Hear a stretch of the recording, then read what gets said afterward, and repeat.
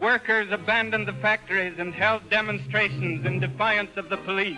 They began to march in groups, singing revolutionary songs, carrying banners, peace, bread, liberty. In 1917, Russia didn't slowly collapse. It broke. An empire that had ruled for centuries fell apart in a matter of months, not because of an invasion, but because its own people turned against it. And this moment didn't just change Russia, it created the first communist state, reshaped global politics, and set the world on a path of ideological conflict for the next 100 years. So to understand how this happened, we have to go back to a Russia that was already on the edge. At the start of the 20th century, Russia was ruled by Tsar Nicholas II, an absolute monarch who believed his authority came directly from God. While the Tsar lived in unimaginable luxury, most Russians lived in poverty. More than 80% of the population were peasants, working tiny plots of land just to survive. In the cities, factory workers labored for long hours, for low pay, in dangerous conditions. There was almost no political freedom. Protests were crushed, criticism was silenced, and anyone who challenged the state risked prison or worse. The system looked powerful, but in reality, it was fragile, and then war pushed it over the edge.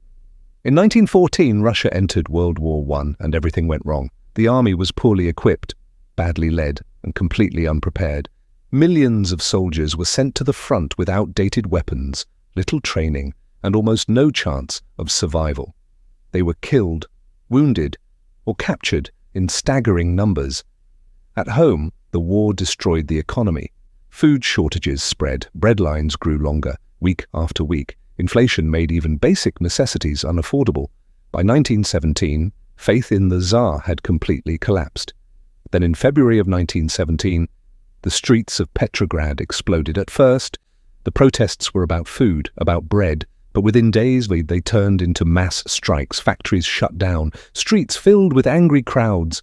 And then something unthinkable happened. Soldiers, ordered to suppress the protest, refused to fire. Many of them joined the crowds instead, with no army left to defend him.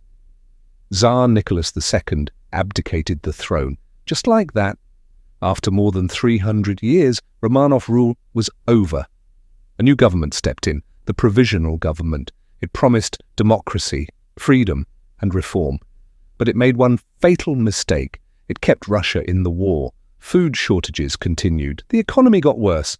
And for ordinary Russians, nothing actually changed. Anger grew.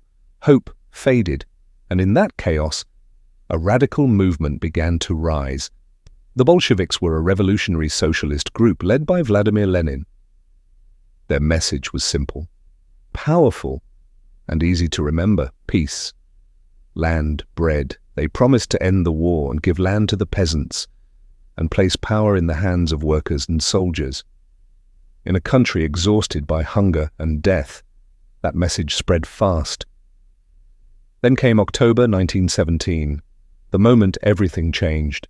The Bolsheviks made their move. Armed workers and soldiers seized key buildings across Petrograd. Government offices fell. Communication centers were shut down. The provisional government collapsed, with surprisingly little resistance. By the next day, the Bolsheviks were in control. Russia now had a revolutionary government, unlike anything the world had ever seen before. But the revolution was not finished. Russia was thrown into a brutal civil war. The Red Army, led by the Bolsheviks, fought the White Army, a loose coalition of anti-communist forces. The fighting devastated the country. By 1921, millions were dead from combat, from famine, from disease. In the end, the Bolsheviks won. In 1922, the Soviet Union was officially formed, the world's first communist state. The Russian Bolshevik Revolution destroyed an ancient empire and replaced it with an ideology that would shape global history for decades. It inspired revolutions, terrified governments, and divided the world into opposing systems of power. What began as protests over bread ended up changing the course of history, and its consequences are still felt today.